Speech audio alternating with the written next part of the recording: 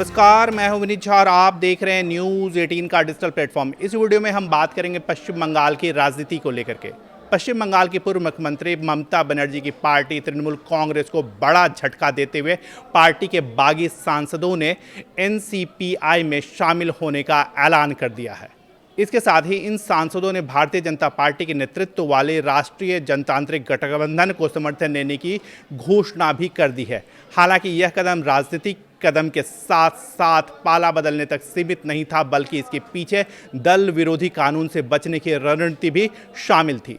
भारतीय संविधान की 10वीं अनुसूची, जिसे दल विरोधी कानून कहा जाता है, के तहत किसी सांसद या विधायक को अपनी पार्टी छोड़ने पर सदस्यता गंवानी पड़ सकती है। ऐसे में टीएमसी के बागी सांसदों के सामने चुनौती थी कि वे ममता बनर्जी का साथ भी छोड़े और अपनी संसद की सदस्यता भी बचाए रखे। इसका समाधान उन्होंने संविधान में मौजूद विलय के प्रावधान के जरिए निकाला। कानून के अनुसार यदि किसी दल के कम से कम 2/3 सांसद एक साथ किसी दूसरी पार्टी में विलय कर लेते हैं तो उनकी संसद की सदस्यता समाप्त नहीं होगी। बागी गुट के नेतृत्व करने वाले काकोली घोष का दावा है कि उनके साथ टीएमसी के 2/3 से अधिक सांसद मौजूद हैं और इसलिए इस प्रावधान से उन्हें संरक्षण मिलेगा। नई पार्टी बनाने की बजाय सांसदों ने पहले से पंजीकृत छोटी राजनीतिक पार्टी एनसीपीआई में शामिल होने का रास्ता चुना। वर्ष 2023 में गठित यह पार्टी मुख्य रूप से पश्चिम बंगाल के हावड़ा क्षेत्र तथा त्रिपुरा और आसाम जैसे पूर्वोत्तर राज्यों में सक्रिय रही है। चुनाव आयोग में यह एक पंजीकृत गैर मान्यता प्राप्त राजनीतिक दल के रूप में इसे दर्जा प्राप्त है। एनसीपीआई ने 2023 में त्रिपुरा विधानसभा चुनाव में 4 उम्मीदवारों को उतारा था, लेकिन उसका प्रदर्शन काफ़ी सीमित रहा था। रविवार की घटनाक्रम की अगर हम बात करें तो रविवार को घटनाक्रम काफ़ी तेज़ी से आगे बढ़ा।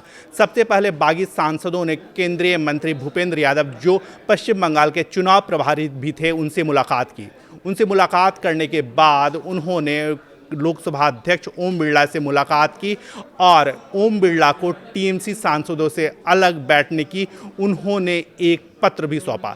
इसके कुछ ही देर बाद उन्होंने एनसीपीआई में विलय करने की बात भी कही और इसके साथ ही साथ उन्होंने एनडीए को औपचारिक समर्थन देने का ऐलान भी कर दिया।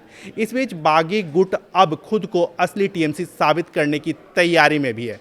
सांसद सुदीप बंदोपाध्याय ने संकेत दिए हैं कि जुलाई में उनका गुट चुनाव आयोग और संबंधित संस्थाओं के समक्ष पार्टी के नाम और चुनाव चिन्ह का दावा पेश करेगा। उनका तर्क है कि जब बहुमत सांसद उनके साथ है तो उन्हें ही असली टीएमसी माना जाना चाहिए।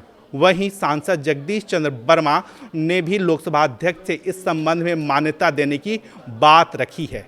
टीएमसी में बढ़ते असंतोष और इस बड़े घटनाक्रम के बाद पश्चिम बंगाल की राजनीति में नई हलचल पैदा कर दी है। आने वाले दिनों में यह विवाद और भी गहरा सकता है।